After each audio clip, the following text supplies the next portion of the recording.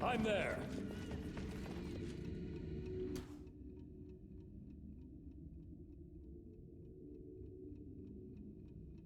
I'll take care of it.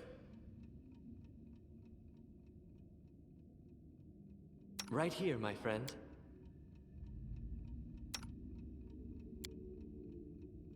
I'm open to your orders. My skills are getting rusty.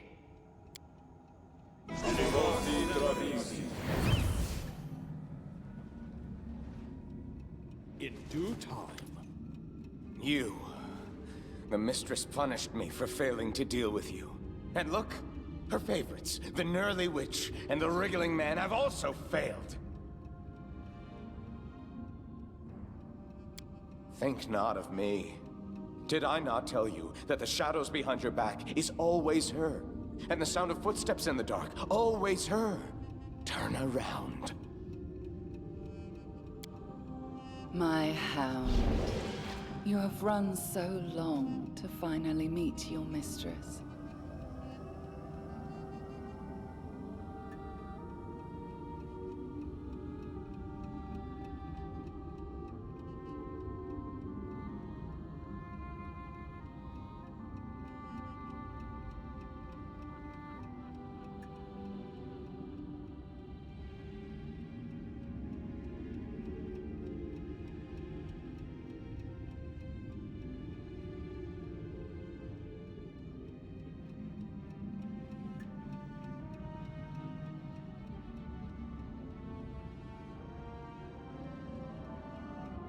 Run! Run, my hound! Run to your death!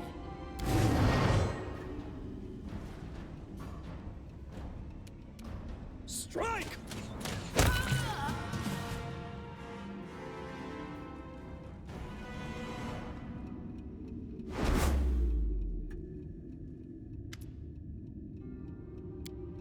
My kingdom, my own kingdom, turn to dust. Become the 1,000th grain for the apology.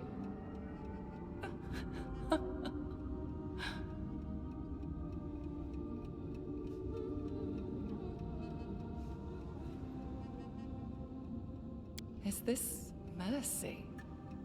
Or a cruel joke that I do not understand? Let it be. I accept your gift. I'll go to the trial of the eldest and give them the apology. It represents thousands of years of insanity. This must end.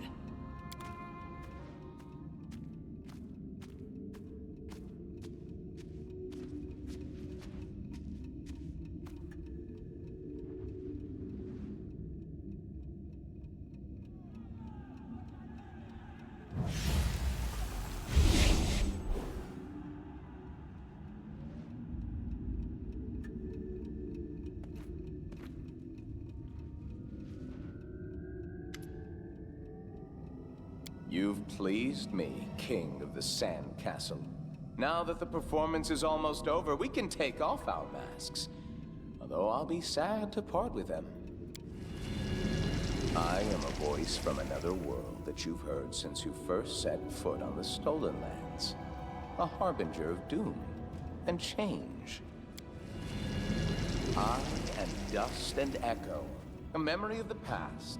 I am the one who revealed to you the truth about the fallen goddess, who gave you the light capable of dispersing the mist.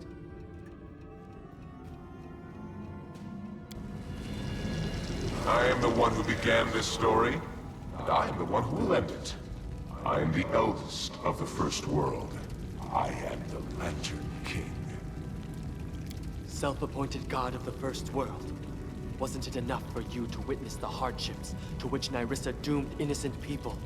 All because of your curse? Leave us alone! Run! Of course, that's probably not going to help, but... You, a creature from the mortal world. You are just one of thousands of waves born in an ocean of my creation. You played your role well. So go, return to your fragile house, live your little toy life. Forget about the nymph Nyrissa and the matters of the First World. It's the most precious gift I can give to you. Then I shall press on. The finale of my play draws near.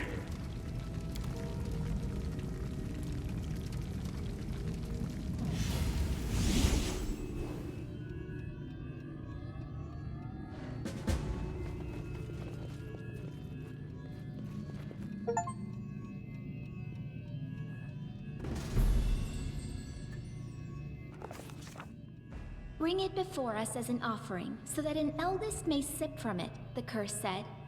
Having filled the cup, Nyrissa appeared before the gods of the first world. That was when the Lantern King played another joke. He announced that the nymph, cursed for her attempt to become one of the eldest, would now get to be one. The eldest of dust and trampled hope, doomed to drink from her own cup and suffer terrible pain. Well, everyone got what they wanted. We got a peaceful kingdom, Nyrissa got her status as an eldest, and the Lantern King got a finale to his horrific performance. Now that the eldest and other spiteful beings wouldn't be bothering us, the king returned to his subjects and celebrated the victory and the end of the kingdom's miseries with great fanfare. Everything gradually returned to normal, including our exciting lives. Not always peaceful, but also not troubled by invasions from another world. And little by little, our heroes and the common folk began to forget the sorrows of the past. The kingdom built by our hero became an example for all its neighbors.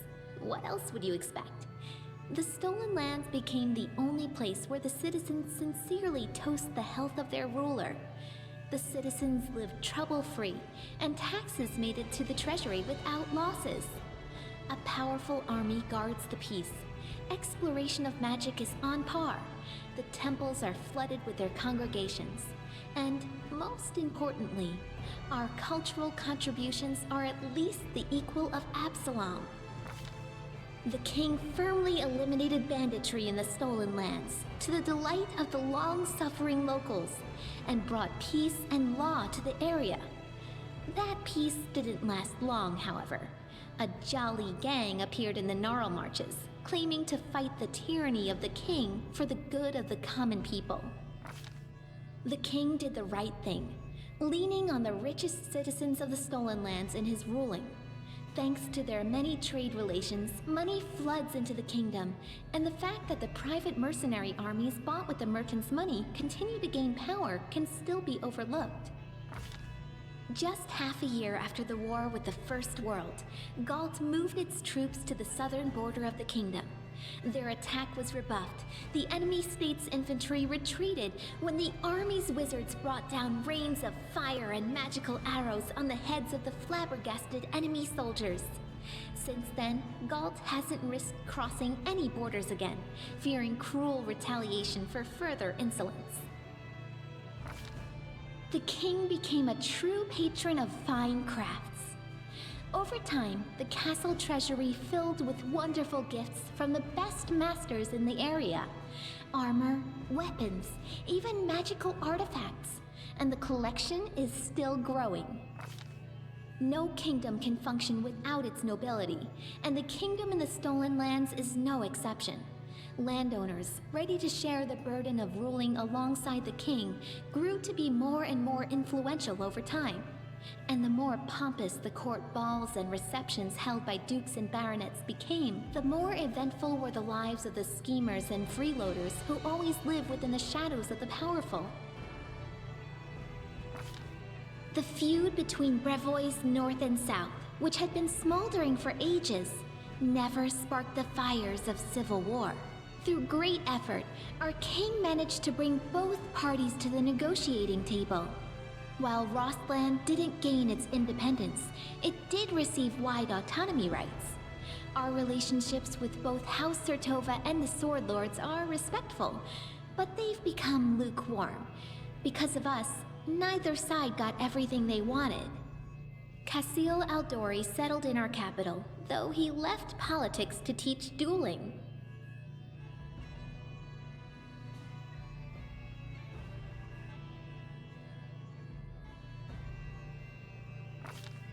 Led by careful, level-headed Dugoth, the Tiger Lord's tribe reunited and started to lick the wounds left by the erratic Armagh.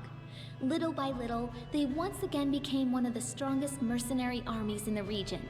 Dugoth always assured our king of his friendship, but the king always stayed on his toes, understanding that anything could happen when that old fox is around.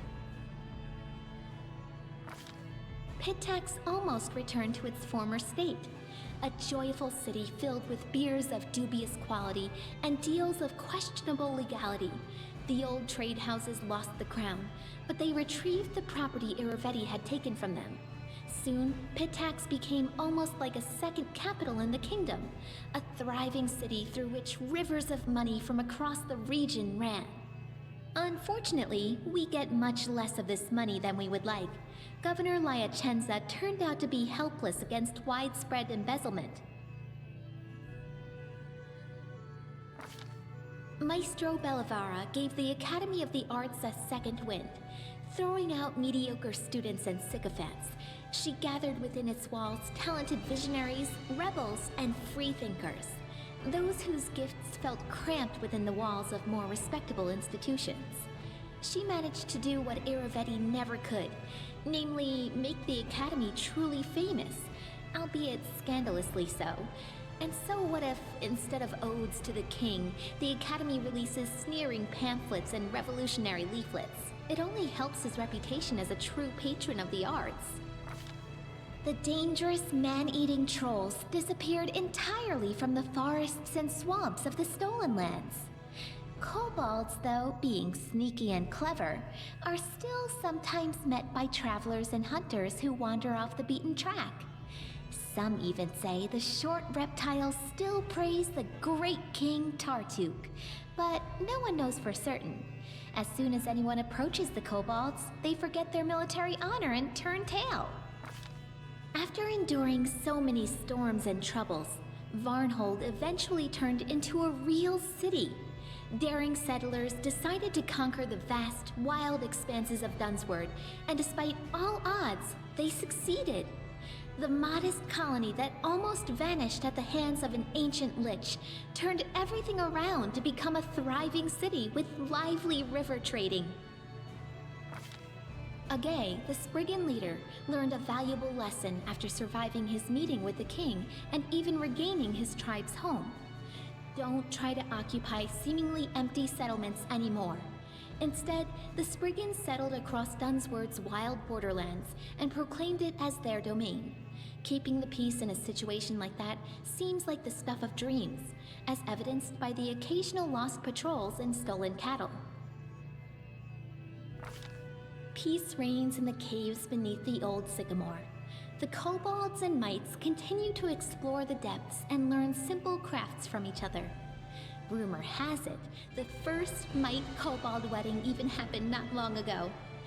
That said, settlers still aren't rushing to build new homes in the area. Some kind souls even put up warning signs along the roads. Beware, traveler. Steer clear of the old sycamore. Another inscription soon appeared over the sign, though. No keep-going treasure ahead, honest. Due to tumult on both sides of the border, Oleg's trading post gradually fell into desolation, regretfully leaving its walls, for which so much blood had been shed. Oleg and Svetlana left the backcountry that was so dear to their hearts and returned to the noise of the big city. Keston Garas took a post as chief of the kingdom's guard. The former heir to a noble family never returned to Brevoy, severing all ties to his kin. However, a few years after the victory over the First World, a girl arrived from Brevoy and soon married Keston. They say Keston started smiling a lot more after that. Having participated in Lamashtu's ritual, Olika gave birth to a strong and healthy baby. Sadly, the child grew into an unruly and violent adolescent. Having maimed a peer at just 10 years of age, the boy escaped to the Gnarl Marches, fleeing the rage of a mob that tore his mother to pieces instead. No one knows what happened to the lad, but legends of Lamashtu's child, who sometimes kills lost travelers and sometimes leads them to safety, are passed on by word of mouth throughout the area. Breinhardt became a loyal ally and trade partner of the kingdom, and Darwin himself had been seen as a frequent guest in the capital. The elegant monarch of the neighboring kingdom has broken many hearts at court. After his visits, many young guards and servants have been seen staring through windows, sighing wistfully about something. The Fae took a fancy to the kingdom, feeling totally at home here. They often play various pranks, but they never do any serious harm. Falcos and Teresia managed to restore the magic forest. Once freed of the anger of the Scythe Tree, people returned to the abandoned village, and it became a haven of friendship between the Fae and ordinary people, just like old times. The lizard folk of the Longtail tribe returned to live on the shores of Candlemere, but they couldn't return to their ancient way of life. Living alongside people, the lizard folk adopted their behaviors, habits, and even religion. More and more of the Longtail tribe pray not to the spirits of their ancestors, but to Erastil or Gorum.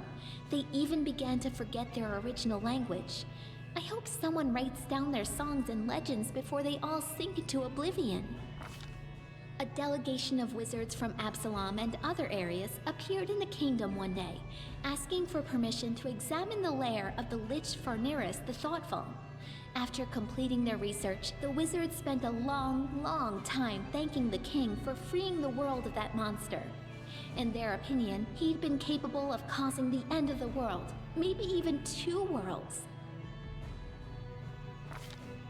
Evindra was glad to see the Lantern King's plans turn to dust. She spent some time helping restore the kingdom after the calamity, then returned home to the First World. They say the rebellious spirit of her cousin Nyrissa awoke within her as well. Evindra is said to recount our story to the Fae, encouraging them to question the power and might of the eldest. After the victory, the storyteller abandoned his affairs and began spending a lot of time alone in contemplation. He eventually bid farewell to the king and left his lands, but I suspect the inhabitants of Golarion haven't heard the last of this mysterious traveler, for his own story is hardly finished. The ancient artifacts gathered by the king built the foundation of a museum collection that has become famous even in far-off Absalom. Amiri remained a pariah to her native tribe, but she stayed close friends with Nylak, who ruled the Six Bears wisely and taught them to survive in the unfamiliar plains and cities. The restless barbarian would often travel for long stretches of time, but sooner or later she would always return to her old friends, bragging about new scars and recounting new feats, many of which Nylak immortalized in song. Valerie stayed to serve the king, and to this day she continues to be a muse to many people. Not just bards and admirers, but to warriors as well.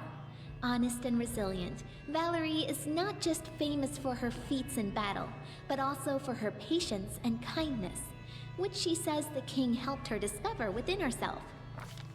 Harrim became famous, respected by dwarves throughout our kingdom as well as our neighbors, even as far as the Five Kings Mountains.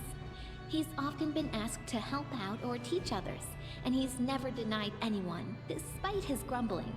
Some people even listen to his preaching. Lucky for us, there's a lot less howling about the end of the world now, and more wise words of moderation and humility. Not all of his disciples turned to Grotus, but everyone took away something useful from his teachings. Jaethal spent some time at the king's court, but she then left to do whatever it was her new goddess required. She must have become a great inquisitor for Pharasma, as no one would know the ways of the undead and Urgathoa's cultists as well as a former undead cultist would. She was also seen in the company of Salim Godafar. It's unlikely the two became friends, being so different from one another, but it's a known fact that they worked together. Octavia didn't stay still for very long. Soon, she and Reg went to Numeria and started a huge slave rebellion there. They didn't manage to destroy the Technic League, but to this day, slaves speak their names with admiration, and slavers with terror. Over the course of their journey, the two grew as close as ever, leaving their quarrels and resentments behind. After returning from Numeria, Octavia settled in her mother's house and became the king's advisor and loyal companion. Rigangar left for Numeria with Octavia to start a slave rebellion. Over the journey, he really matured and learned to understand others, as well as how to control his anger. After he returned, he took a position in the king's court. Being both formidable and charming, he inspired fear in the hearts of some and lust in others. There are even some rumors that he almost talked Octavia into marrying him, and possibly even continuing the Della Fiorni line. Tristan stayed in the Stolen Lands. Endowed with a special blessing of Sarenrae, the priest became known as a great healer and went on to perform many more miracles. I'd say the Movonic Diva deserves the right to rejoin Sarenrae's divine army. I hope the goddess will think the same when Tristan's hour comes and his soul is up for a new judgment. After the war ended, Ekin hung up his bow on the wall and traded the path of the ranger in for the craft of the carpenter. It may not be the most heroic ending to a tragic story like his, but as Torag is my witness, Ekin's happy with it, as is Alina, who became his wife and is bearing his child. Any baby born into this family will be pretty lucky, since the king himself still visits his old friend and will likely become the child's patron. Jubilost returned to the life of a traveling explorer, frequently visiting his favorite kingdom. He said so himself. His famous work studying the First World all opened with a dedication to his longtime companion, the king. Another name was also mentioned, 2Z, my guide and inspiration. Admirers would ask Jubilost many times about this mystery lady, but he would only chuckle, pitch his knapsack on his shoulder, and return to storm the vast expanses of the First World once again. As for Knock Knock, apologies, I mean Hero Knock Knock, he continued his questionably heroic efforts in the Stolen Lands. Despite whatever mess he fell into, no matter the danger he leapt into, he always seemed to scrape through just a little better off than before.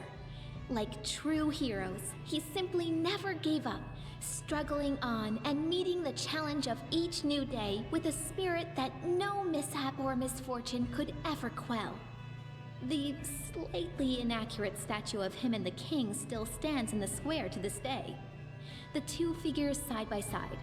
I've always felt that, while the heights may be a bit off, let's say, it accurately reflects the size and spirit of the goblin hero who'd been nurtured by the teachings of his king. Despite all the woes that befell the country, our king remains a strong leader. Many noble houses from neighboring lands wouldn't hesitate to be related to him, and they regularly send a variety of marriage proposals. As for myself, the author of this book, Lindsay, who never chose a pretty nickname, I'm still here, inside my creation within the Capitol Library. I live just like I always dreamed, surrounded by people and books, and not a day goes by without someone turning my pages. My story inspired many others to take up the quill. My readers have written many fierce books, articles, and pamphlets, flinging truth in the faces of tyrants. What more could I dream of? I hope, oh honored reader, that this story offered you some daring ideas, or at least some entertainment. In any case, it's time to set the final period.